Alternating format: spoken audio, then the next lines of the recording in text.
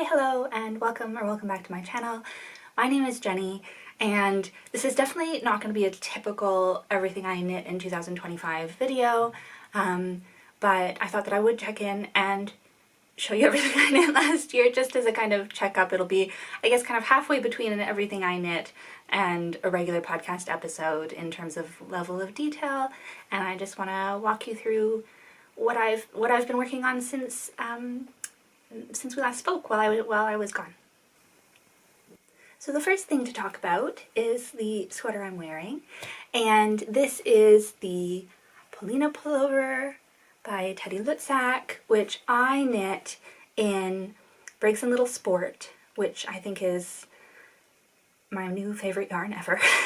I've knit with a fair bit of Briggs & Little Sport and Briggs & Little Heritage now, and I just love it. It's woolen spun, it's 100% Canadian wool, it's from the oldest woolen mill in Canada, and it's very affordable.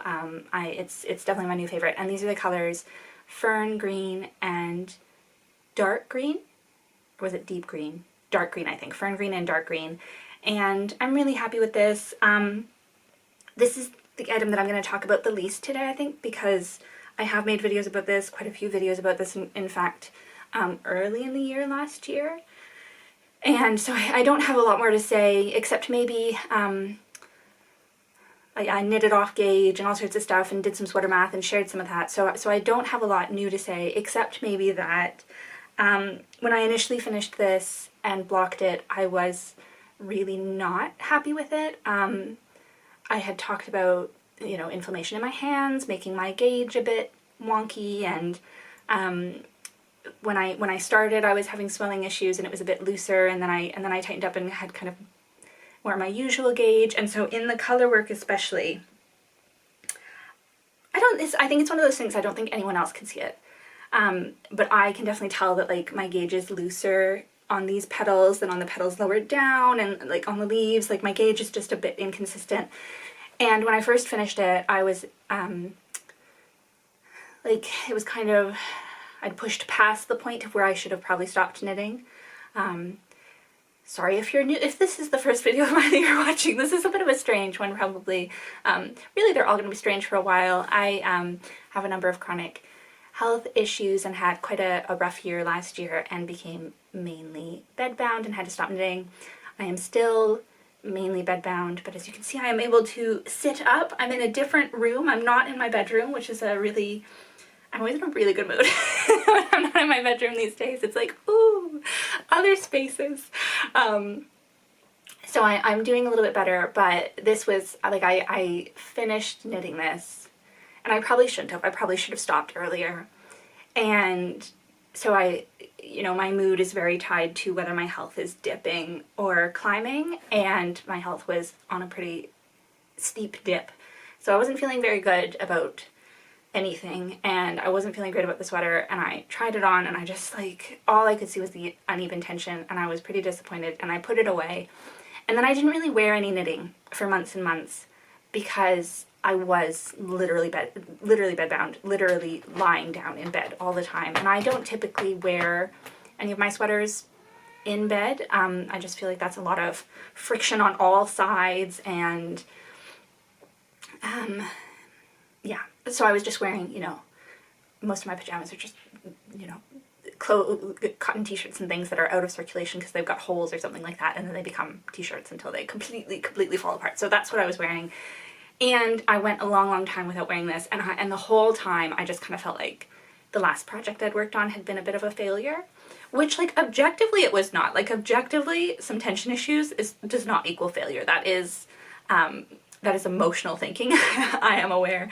Anyways, when I started to feel better, I went back and I put it on, and even I can't see the tension issues as much as I could. Of course, I think this happens to me all the time. I'm sure that this happens to others as well.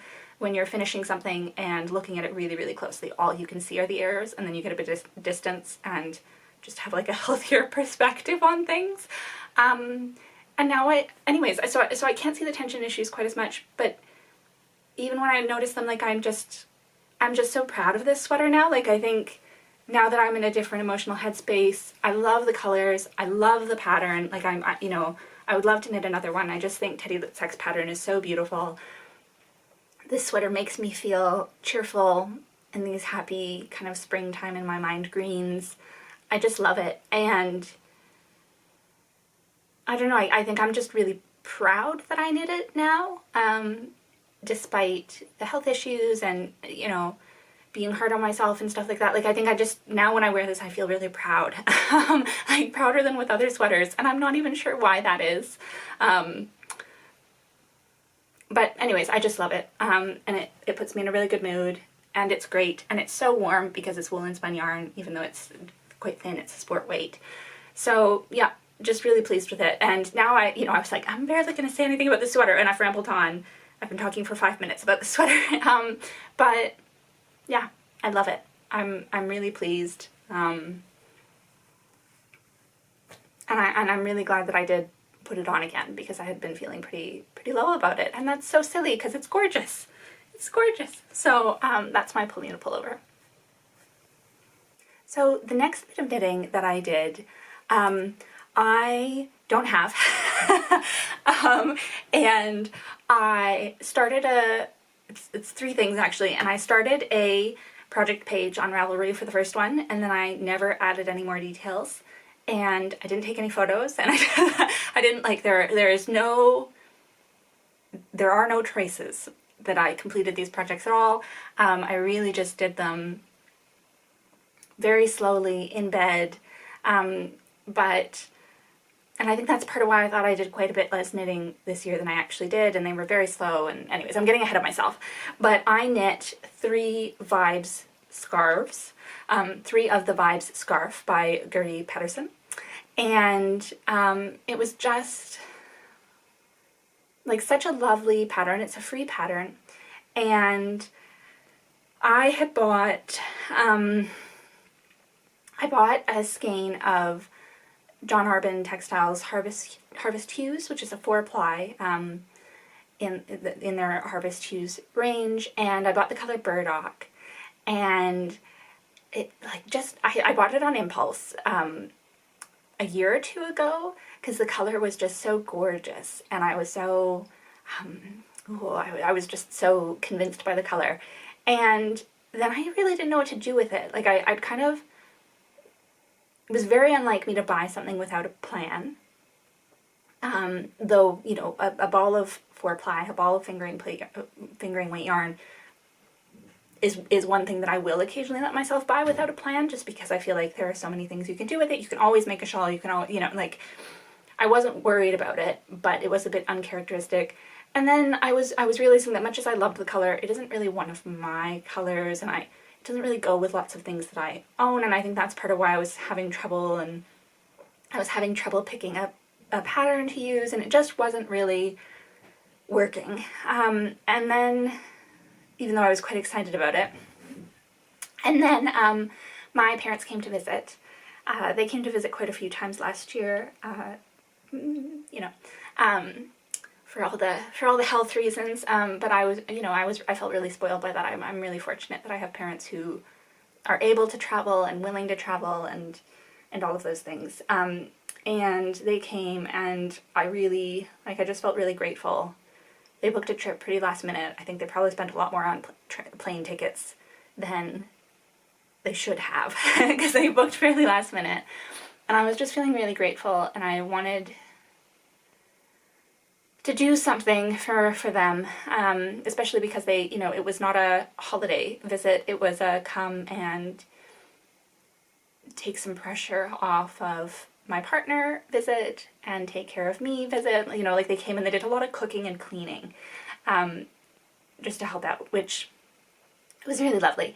Anyways, and that burdock color is like 100% my mom's colors, like, just perfect for my mom. So I had been kind of trying to convince her to let me knit her something like a shawl for quite a while, and my mom isn't a big shawl person.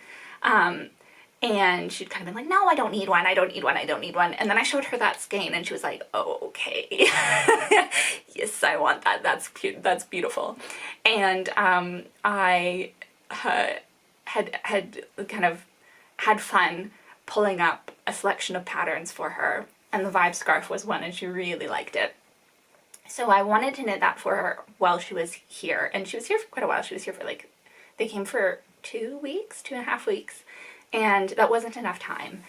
And I think part of the reason that it really felt like I didn't do a lot of knitting this year is because that shawl is a 7-row repeat, if I'm remembering correctly. It's a free pattern. It's quite easy to look up. It's quite a lovely, like it didn't take me too long to memorize the repeat, so I didn't need the pattern in front of me, which was really nice.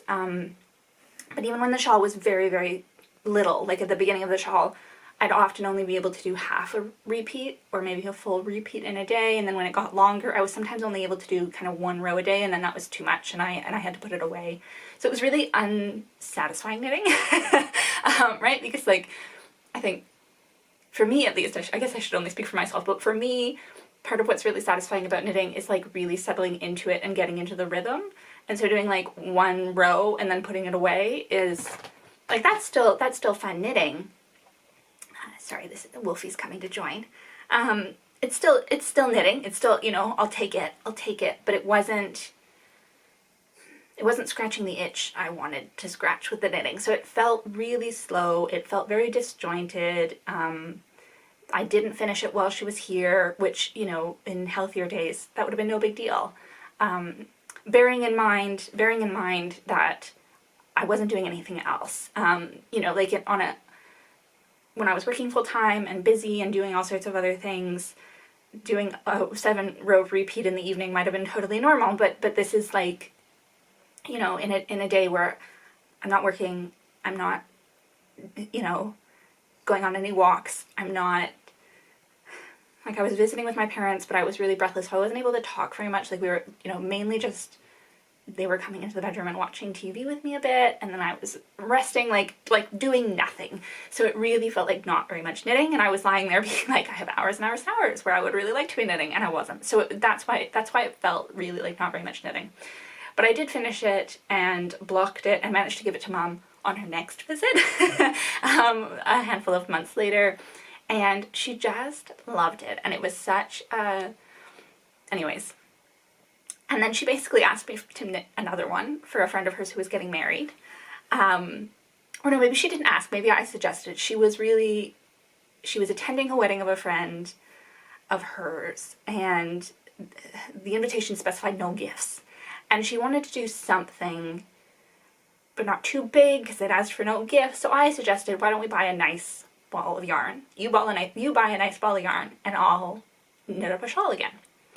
And so that's what we did, and we used, I'm sorry, I forgot to say that can I find the ball band for the harvest use? No. I managed to have I had like 2 grams left, or maybe it was even 1.5 grams. Like I really calculated it well, so I used every bit of yarn that I could, and I have no idea where that last little bit is, and it doesn't matter because it's not enough really to do anything with, but it is driving me a little crazy that I can't find it. So anyways, I will have put up a picture of the burdock, but I do still have a ball band of the Isager. So for the shawl for the wedding, we bought Isager alpaca 2 so that it would have some nice drape. We did look through my stash first, but my stash is kind of rustic and didn't feel, I wasn't finding anything that felt draped, like, you know, a shawl, not to wear at a wedding, but as a wedding gift. I felt like it should feel kind of luxurious and maybe not too rustic, especially since I don't know the woman who's getting married well. So anyways, we went with some alpaca for some luxury and drape, and it was the color, can I find it? Color 54, which was a really lovely kind of blue, and I'll put up a color because I can't, I'll put up a picture because I can't find the ends of that either. And so I knit that one, and that one took a long time again, and it was given. My mom brought it to the wedding and gave it to her friend, and it was very well received. And Mom wore her shawl at dinner the night before the wedding, and she got lots of compliments on it. She was very pleased. An Austrian woman at the wedding. The wedding was in Dublin, I should say. This is part of this, anyways. This is part of how this all fits together, because one of the other trips they came and stayed with us and then popped over to Dublin. And an Austrian woman at the wedding kind of like beelined across the room to Mom and said, "Oh my God, that shawl is gorgeous. You did it." And so Mom got to talk about, "Oh no, my daughter knit it." So that was quite nice. Lots of good heartwarming, successful gift knitting for me. And then unfortunately, one of my mom's oldest friends, my godmother actually, had quite a difficult year and suffered a loss, and so Mom asked me to knit another one, and she wanted it exactly the same, so we bought a second hank of Sager Alpaca 2 in the same color. We did color 54, that same blue again, and I knit the same. Mom wanted the same pattern for all of them. So that was a little bit less exciting for me, because by the third time I did this pattern I was a little bit bored of it. I have to admit, it's, you know, there's not quite enough complexity to make knitting the same thing 3 times in a row very exciting. Oh, I'm sorry if you can hear that. That's my other cat playing with a spring in a box. She has we bought her those cat springs and she just loves them. And we've got one in an old cardboard box and it's her favorite thing. So hopefully she'll. Oh dear, we'll see how annoying that is. So I was a bit bored of the pattern by the third time, but that third one especially, it felt very nice for me, you know, because I you know, she's my godmother. She's so wonderful, and it felt nice for me to do something for her even when I, you know, am an ocean away and would not be able to see her. And then my mom gifted it to her in person, so that's very nice. And those 3 shawls all together probably took me from June to September. Like they weren't knit quickly, and all three of them I really had to do slowly and in little drips and drabs, and so it didn't feel like a lot of knitting. But actually adding that together with what I made afterwards, like, you know, that's a fair bit of knitting. And looking back on it now, I can remember how frustrating it was to not be able to knit, or not be able to knit at the rate that I wanted and the rhythm that I wanted, but it still feels like an accomplishment. And it was really nice to knit for other people. It made me feel a bit more connected to the world than I have been this past year. And yeah, it was just really lovely. So those are finished. I'm sorry, I have no pictures for you or anything. But it was kind of perfect, you know, like focusing only on the knitting and not worrying about, I think I've mentioned before that taking pictures of knits is kind of my least favorite part of all of this, just because I love taking pictures out about nature and stuff like that, but I feel like I'm just not great at taking pictures indoors, and it's a bit too much moving around for me right now anyways. So it was really just like the fun bits, and just knitting for me, and just knitting for the people I was going to gift it to, and it was really it was really good. Yeah. One thing that knitting the 3 Vibes scarves taught me was that shawls were a really good knit project for me this year. I think especially because I had been feeling low on myself about tension issues in the Pina pullover. Just, you know, like in a shawl is... And the Vibe scarf is a garter-based shawl. I just feel like garter stitch hides some tension issues. A shawl hides some tension issues. It doesn't need to fit. So, you know, if the gauge fluctuates a little bit, it's not the end of the world. And in that sense, those projects were really low stress for me. So that worked really well. And then, so I was planning to knit a shawl of some kind for myself. That was the next project that I wanted to cast on. And I had been really, really kind of wanting to knit Waiting for Rain by Soft Sweater. And I talked about that pattern in the Canadian designers video that I did kind of just before I disappeared, or that I released just before I disappeared. It was scheduled. And I also really wanted to knit with some more Canadian wool. So I did cast on Waiting for Rain, and you may have seen this already if you watched my previous video, because I wore this, and it's going to be too big to fit in, but that's alright. So this is my Waiting for Rain, which again is like a very popular, slightly older pattern. I think it came out 2017 or something like that, and has these gorgeous kind of lace inserts that are done with short rows. And it was such a pleasure to knit, and I did knit it I knitted in a wool that I had not used before, and it was Wellington Fibers, which is a small mill in Ontario, in Elora, Ontario. It's not too far from Stratford, Ontario, if you know your Ontario geography, and not too far from Guelph University either. And I had a lot of fun reading up about Wellington Fibers. It's run by a woman who raises her own mohair goats, and then when she uses sheep's wool in addition to the mohair from her own goats, she uses 100% Ontario wool. And so I bought, this is her sport weight, and it was, can I find the ball band for this? No, not at all, but luckily I did take a picture of the ball band. I'm just losing things this year. I'm just a bit scattered, you know. But this was 60% mohair and 40% wool, I want to say.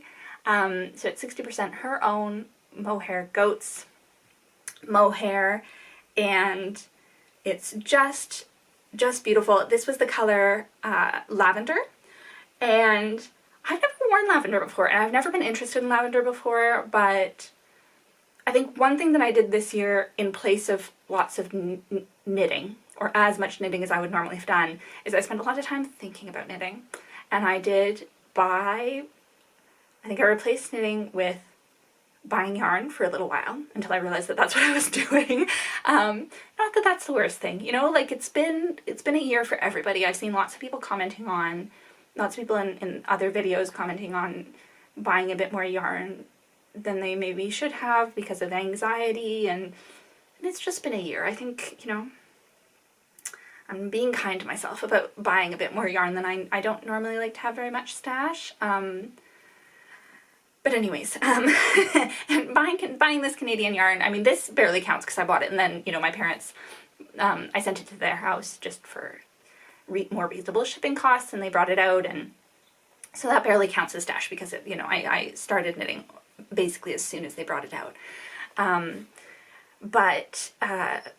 Anyways, where did I start with this? I started with lavender. I'm sorry for the kind of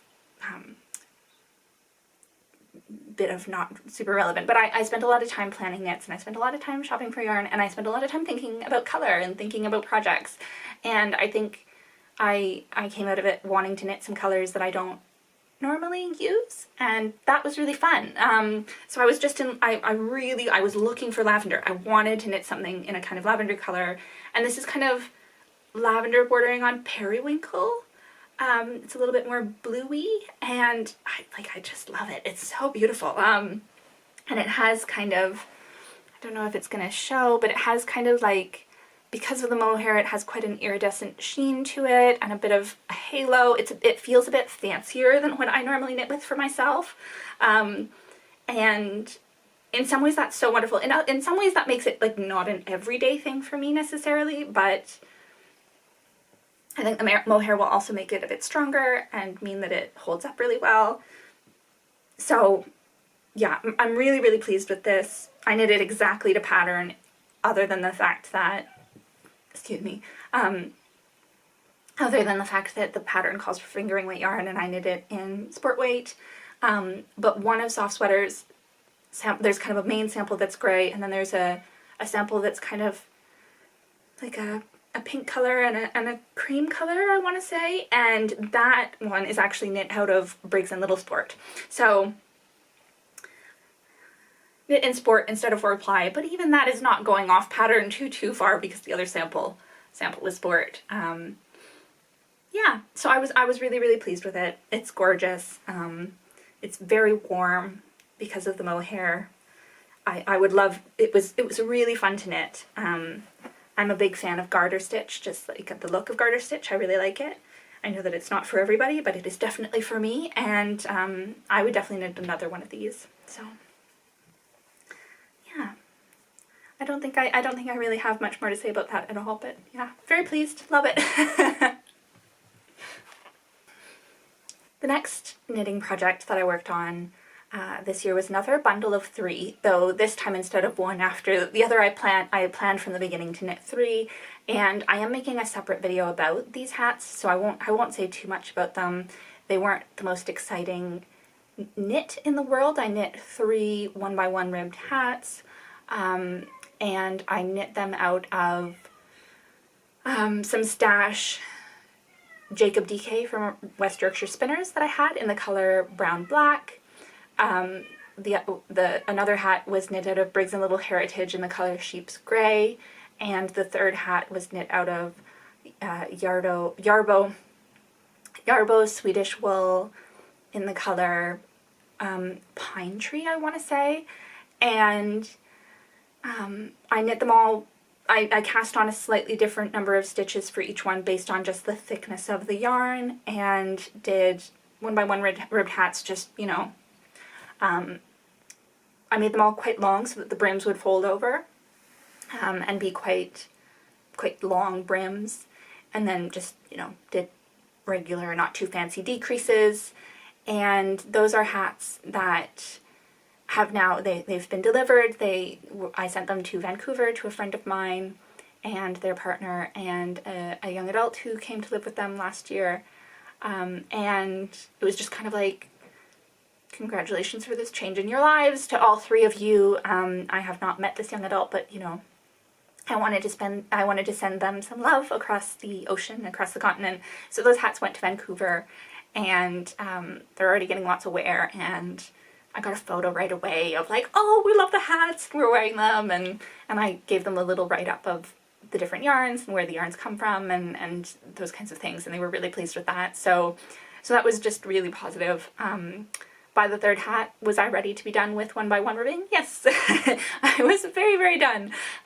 But I feel like that like a very simple 1x1 ribbed hat is easier to fit to different sized heads. Like, my family likes hats to fit quite snugly, and Louis, my husband's family, likes hats to fit a bit more loosely, and I think that 1x1 ribbed hats work quite well for people where I don't know how they like their hats to fit, and I don't know exactly what size their head is, and they're just easy to wear with lots of things. I think they'll suit the style of these friends of mine well as well. So yeah, not the most fun pattern to knit in the whole world, but I think makes a gifted object that is, yeah, hopefully going to be really treasured. And what more can you ask for as a knitter? So it was very worth the slightly boring knit. Very, very, very worth it.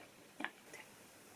My next project was also a hat, though this one was much more fun to knit, a much more exciting pattern, and this one was for my husband.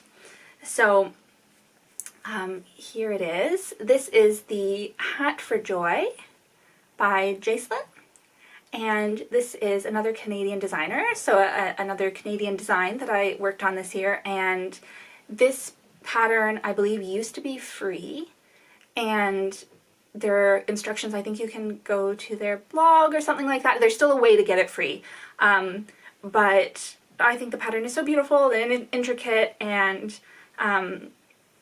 you know, I could afford to pay for the pattern, so I did. So I bought the pattern, but I think that there is still a way to get it free, and it's these gorgeous cables, and I knit this for my husband as a Christmas present, and it was a surprise. He was like totally bowled over. He couldn't figure out how I managed to do it. He goes to work. He goes into work kind of 3 days a week now, so I don't really know why he was so surprised. I guess it's because he you know, I'd been quite slow knitting the shawls for my mom and her friends, and then I'd been quite slow knitting the Waiting for Rain, and I'd been struggling a bit, and so I think he was just quite surprised. I guess I knit this as I was starting to feel a bit better, and I generally, anyways, I tend to feel, the piece that I'm realizing that I've left out is I tend to feel better as the day goes on. My best hours are definitely in the evening, and so that's when I had been doing all of the rest of this knitting, all those 3 hats, knit them in the evening, and so I did push a little bit to knit when I maybe wasn't feeling quite as up for it during the day while he was at work, but you know, I didn't push too hard, I didn't make myself crash, and it was very, very worth it. The reason that I decided to do this is I have knit my husband 2 vests. One you have not seen because it's a video that has been done for a year and I just need to edit it, and when that gets done you'll see it. But I have knit my husband 2 vests, and I kind of said, do you want another vest this year, a 3rd vest? And he said yes, but with both of us understanding that it was probably going to take me a long time. And I was going to knit the vest out of this yarn, which is a yarn that we bought with no, like, just, it was in a garbage bag with like this many, you know, like point however many kilograms of yarn in here, so we didn't know the weight, though I call it kind of like a thick DK or thin worsted, but this was from the kind of the Harris Tweed company. It's on I'm telling this story terribly. In 2021, when we were initially kind of allowed to travel around the UK again, my husband's family kind of treated us all to going to Harris so that we could all see each other again. And on that trip we bought quite a bit of wool, and I tried to knit him a cabled sweater, and that was kind of at the beginning of me realizing that I was having issues with my joints, and it was the beginning of all sorts of health things, so that got put aside and has never been picked up. And anyways, that's never going to be picked up. It wouldn't fit, you know, bodies change, we're both different, so it wouldn't fit him anymore, and I can't do that many cables. So we're going to do a plain vest. But I wanted to honor the kind of original intention of knitting with this yarn for him, knitting the cables, knitting a kind of, you know, Celtic pattern, and I just know that my hands don't cope well with cables. Does that mean that I only want to knit cables right now? Does that mean that all of the patterns I want to put in my queue are cables? Yes, of course it does. But my hands don't cope well with cables, so I thought a hat would be good. And oh boy, it did. It did kind of hurt. And yeah, it was not my favorite in that respect, but it was also a really fun knit, so it was kind of worth it. Like I really enjoy knitting cables. I think they're just like the way that they appear as you knit farther along. Like they always kind of look messy and kind of, you know, like not much when you first cable them, but then you're a few rows on and it just looks gorgeous. So I do really enjoy knitting cables. And look at how gorgeous the top of that hat is. This pattern is just so good. It's a really good pattern. So no regrets of picking a cabled pattern at all. I'm so pleased with it, and he was so pleased with it. And the yarn is just gorgeous. It's one of these quite heathered yarns that looks just kind of like a tanny brown from a distance, but up close it's got reds and blues and yellows in there. Like it's just gorgeous. My only modification to the pattern was I knit the cabled part of the pattern on one size needle up from what was getting me gauge, and I did that because my husband really doesn't like tight hats. He feels like if a hat's really tight it gives him a headache. And between the cables and this being quite a like sturdy yarn, I really didn't want it to be too tight on him. So, and I made that decision kind of at the last minute. Kind of, I'd done the ribbing, and as I was coming I was like, oh, how is that gonna fit? Anyways, and he really likes the way it fits. So I think that was a good a good decision in this case for him. For another person, I would not go up a needle size, but for him, it was the right decision. Otherwise, I knit it exactly to pattern. The only thing I would change is you can kind of see the way he's been wearing it. I don't know if you can see, but the ribbing kind of ends here. I might have knit a little bit more ribbing for him. Yes, I might have made the ribbing a little bit longer. That might have been another modification. I might be lying by saying that I knitted exactly to pattern. So maybe I knitted a little bit longer, but you can see the way that he's wearing it, he's actually got it turned up so that the beginning of the cable pattern is down here. So if I were to knit this for him again, because I guess he's wearing the hat a little bit higher on his, I like to cover my ears completely, and he's a little bit less cold than I am. So if I was to knit it again, I would make the ribbing good and long again, but I would actually maybe start halfway through a motif, or maybe even take out one whole repeat and make it rip, because you're hiding so much of the cabling. You know, you're hiding so much cabling there, and I don't love that the pattern pokes out at the bottom. That bugs me a little bit. I don't think he cares at all, so, you know, and I think from a distance no one else can tell, so not an issue. I'm not, you know, upset about, I'm not disappointed about it, but that's the only thing I would change if I knit it for him again. And when my hands are a little better, maybe I will, because he really likes that pattern. And I think it would look good in so many other colors.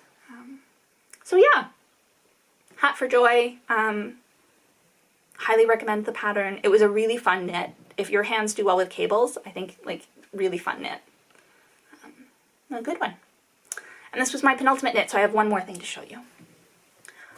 Okay, so my final knit of the year, and my final knit of the year was my, like, I knit it so fast. So, I knit this, well, I didn't actually consult my Ravelry page to double check this. I must have started it in November, but it feels like this was a December knit to me. December was a really good month for me, January less so, but December was a great month for me. I was feeling really good. I was able to knit a ton. So I did knit an entire cardigan in what felt like a month, which would have been like really good timing for me before I was ill. Now I'm not doing anything else, so maybe you know, less so. But oh, sorry, there are lots of birds in the garden right now, and it's just really, like, they're jumping around, chirping and playing with each other, and it's really lovely. Anyways, so it was a really good knit, and it was an easy knit and a fun knit and really good. Before I show you what it is, I will say you know, neons have been popular for what? Well, there's the 80s, but kind of in the 21st century, right? Neons have been popular for a decade or something like that, you know, like, you know, they've been around for a long time, so I felt like maybe I should finally jump into this trend a decade on. So this was again like me, I think, thinking about color and pushing myself outside my comfort zone for color, I guess, and I was really excited about the idea of knitting with some neon. And I bought the yarn and I was so excited, and I decided what pattern I would do, and I paired it with another yarn and I was so excited. And then I started knitting and I was like, oh my god, maybe this is too much for me. Maybe this is too bright. Maybe I won't like wearing this. And then I kept knitting, I was like, no, this is great. And then I finished the sweater and I was like, oh no, maybe it's too much. Maybe I can't do this. But now I think it's great. I'm really pleased with it. I was definitely... Anyways, so here is the cardigan. I'm sorry I haven't put it on for you. I don't think I'm up to that. The exertion of pulling the Pina pullover over my head. This is big enough, maybe I can put it on top. So this is the Hesper cardigan by Savory Knitting. It's mosaic knitting at the top. I had previously knit the Hesper shawl and loved knitting it, love wearing it. It's one of my favorite, I think it might be one of my favorite things that I've ever knit. It's just so cozy and so squishy, and it was so much fun to knit, and I love the like quilt motif so much. I equally loved knitting the quilt motif of this so much. I was quite sad when it ended. And okay, so let me tell you about the yarns. the biggest modification I made to this, I guess, which is not really a modification, but it calls for sport weight yarn. And, you know, that's great. I like knitting in a sport weight, but the gauge for the pattern is 22 stitches for 10 centimeters or 4 inches. And to me, that's not a sport weight yarn. To me, that's a DK gauge. And obviously with Pina pullover and previous knits, my usual modus operandi has been to knit with the weight of yarn a pattern calls for, but change the gauge of the pattern. And in this case, this is the first time that I instead knit at the gauge that the pattern calls for, but with a different weight of yarn. And in some ways that's so much, like, it requires less math. Not that the math is hard, I don't really mind the math, but anyways, it worked out really well. And I think that that might be, I think I'll probably, you know, do whichever is most appropriate for patterns, but I just tend to like things knit at a tighter gauge than patterns call for, and I think that this worked really well, and this is something that I will consider going forward, and maybe I'll just pay more attention to the actual gauge of a pattern and less attention to what weight the pattern designer suggests for that gauge, if that makes sense. So this is DK weight, and the main yarn is Drops Lima, which I bought years ago now on sale. So Drops is already quite affordable, and then it was even more affordable on sale. I've never knit with it before. And one of the reasons I bought it several years ago and then it sat in my stash, partially because I bought it for a different project and and lots of people had used Drops Lima for that project, and other people's pattern notes on Ravelry suggested that the yarn pilled quite a bit, and that kind of put me on, and then I just kind of put it off. Lots of people were suggesting holding it with a mohair to make it a bit hardier, but I don't really love holding with a mohair. I feel like it generally makes sweaters look a bit more fancy, a bit fancier, and maybe a bit more feminine than my style is leaning towards right now. So I kind of put it away for that reason. But it is wool and alpaca. It's 65% wool and 35% alpaca, which is a balance that I really like because that means you'll get the memory of the wool, but the warmth of the alpaca. And I think I just kind of felt like, might as well. And if it pills a lot, then I'll knit another one, or I'll just, you know, like, I'm not that fussy about pilling. I don't know why I let that kind of put me off the yarn for a few years. So the Lima is the color 9016. I think it was called Marine Blue.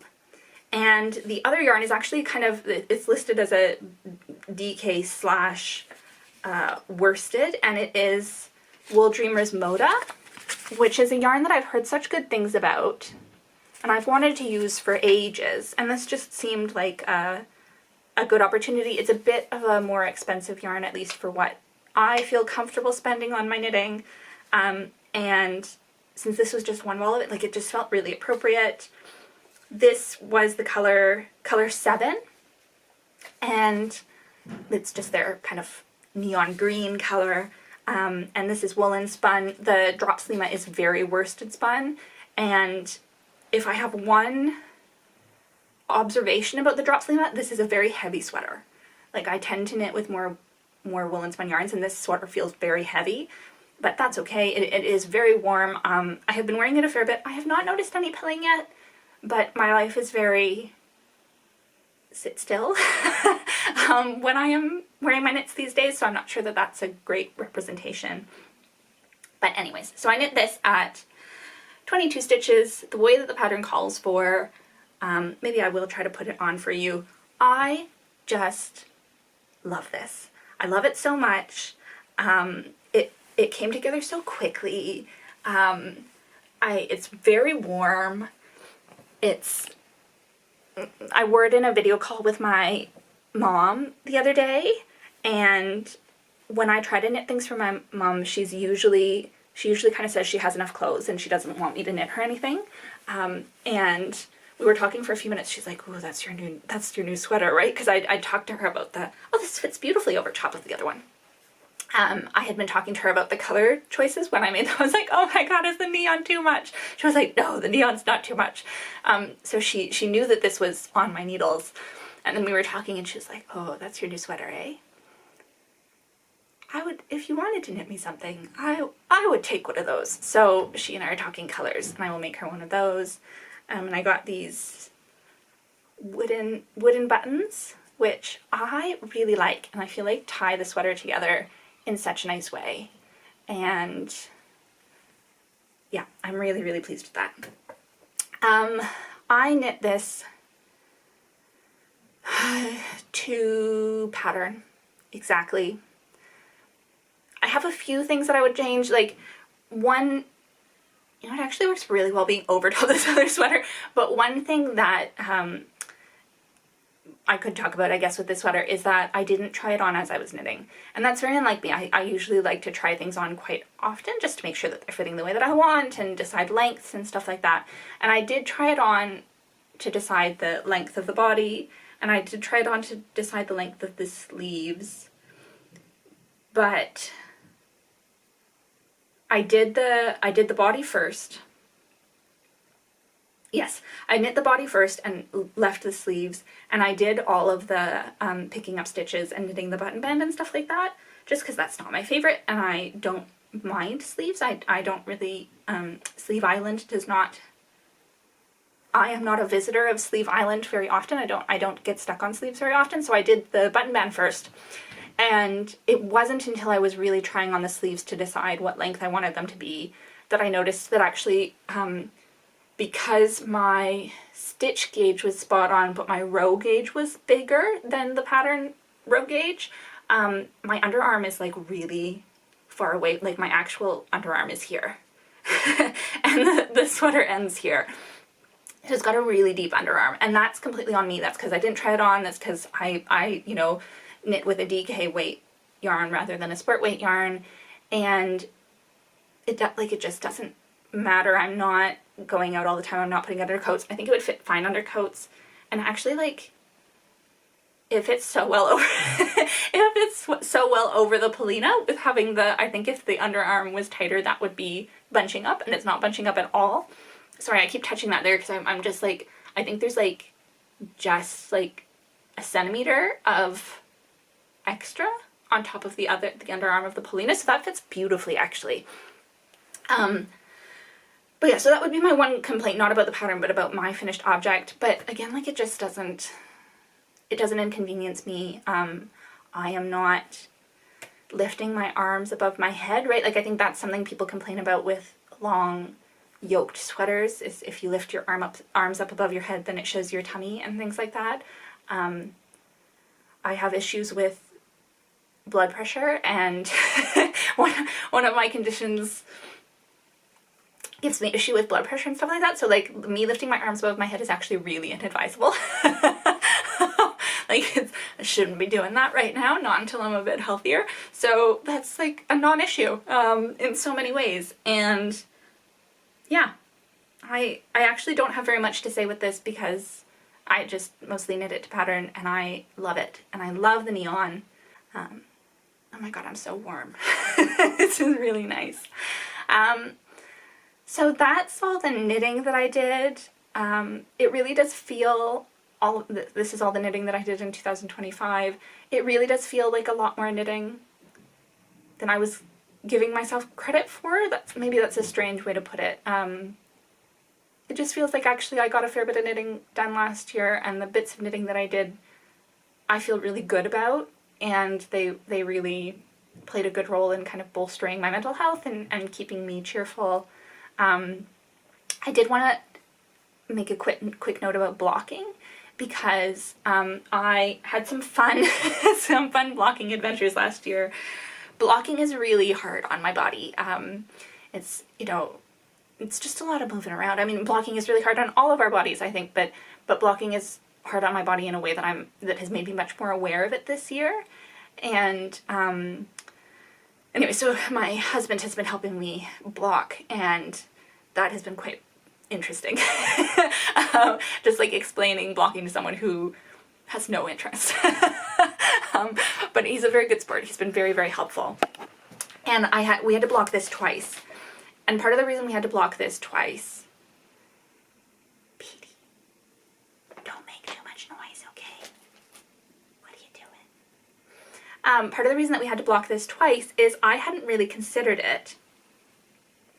But in general, when I am, sorry, I did weave in my end, but I haven't trimmed it. I always block and then trim later, and I just have not thought to trim it. So that's woven in. It's just also still dangling there on the wrong side.